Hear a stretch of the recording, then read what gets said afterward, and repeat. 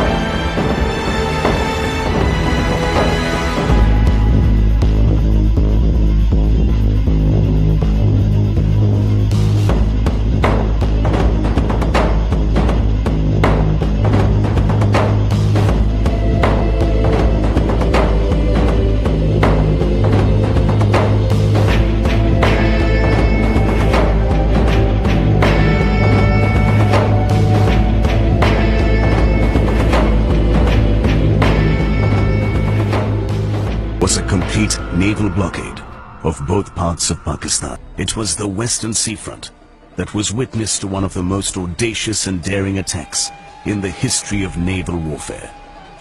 It was here that a bold plan was conceptualized and implemented, one which required ingenuity, perfect timing, and absolute emphasis on the element of surprise. The plan, ladies and gentlemen, was to set ablaze Karachi Harbor.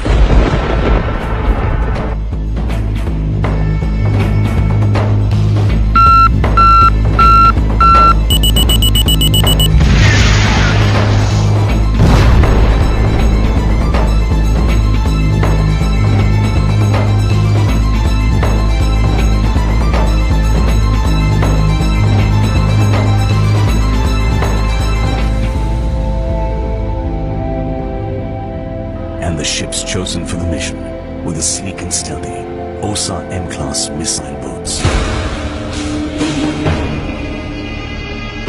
OSA in Russian means wasp, and these mere 37-meter-long fast attack boats could achieve very high speeds of up to 40 knots.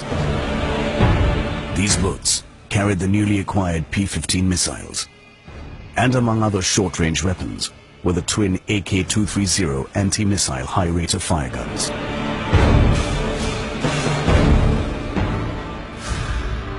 The reason for this unorthodox, bold decision was that these tiny missile boats would provide for difficult, fast-moving targets in the absence of friendly air cover.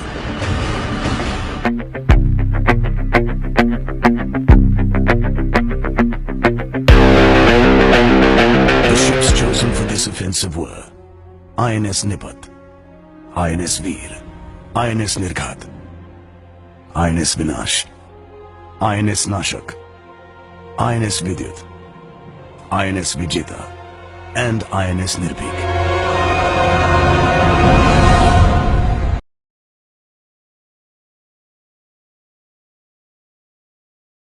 Was a complete naval blockade of both parts of Pakistan. It was the Western Seafront that was witness to one of the most audacious and daring attacks in the history of naval warfare. It was here that a bold plan was conceptualized and implemented, one which required ingenuity, perfect timing, and absolute emphasis on the element of surprise. The plan, ladies and gentlemen, was to set ablaze Karachi Harbour.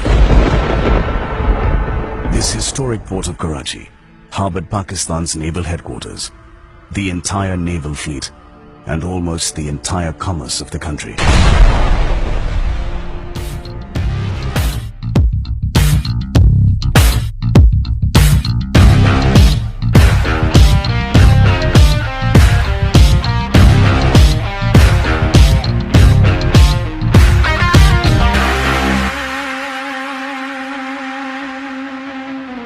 After commissioning these boats, was fluent in speaking Russian. This factor was extensively used, and all communications between the attacking vessels was in Russian, so that even if intercepted, the tactics would not be given away.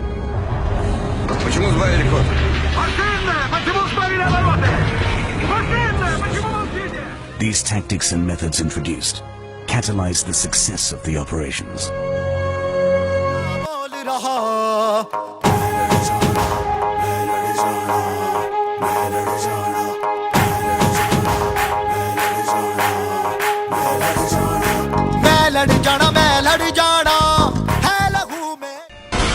In the darkness of the night, the ship silently crept up, hugging the Saurashtra coast, before breaking out seaward. As they neared Karachi, they detected some Pakistani ships patrolling the area. The boat on the left, INS Nirghat, was detailed to engage the contact, which was later confirmed to be the Pakistani destroyer, PNS Khyber. The first missile hit Khyber on the starboard side and exploded below the aft galley in the electrician's mess deck at about 20 to 45 hours, Pakistan time. 3 minutes later, a second missile was fired with acute precision. It exploded into the number 2 boiler room on the starboard side.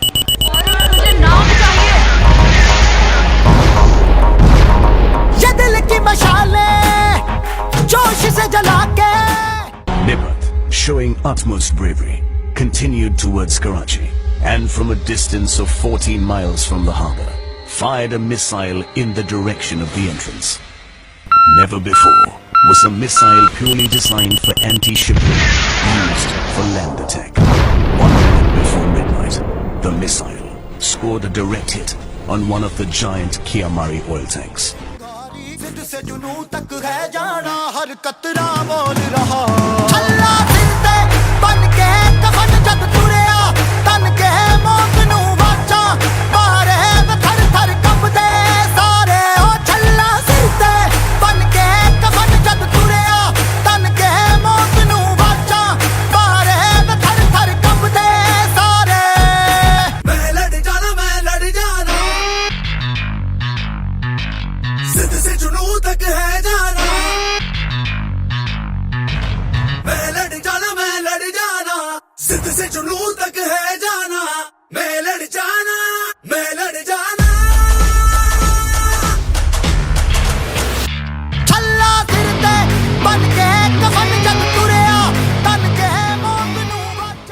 The Navy had avenged the provocation and celebrated Diwali in its own unique